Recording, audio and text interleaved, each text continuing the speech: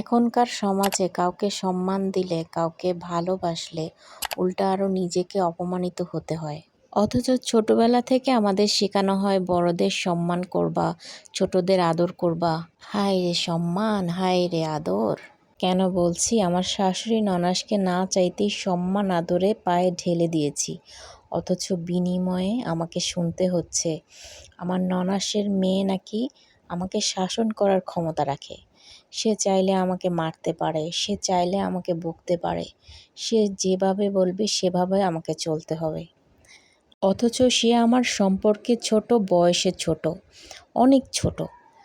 দেখেন সমাজটা কোন দিকে যাচ্ছে চিন্তা করেন। আমার শাশুড়ি ঘরের বউদের ছোট করার জন্য পরিবারের ছোট সদস্য দিয়ে বউদেরকে অপমান করায়।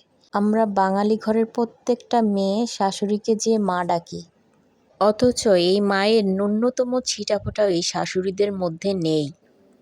তাহলে এই সমাজটা কেন এই নিয়ম করেছে? শাশুড়িকে কেন মা ডাকতে হবে, অন্য কোনো নামে নয় কেন?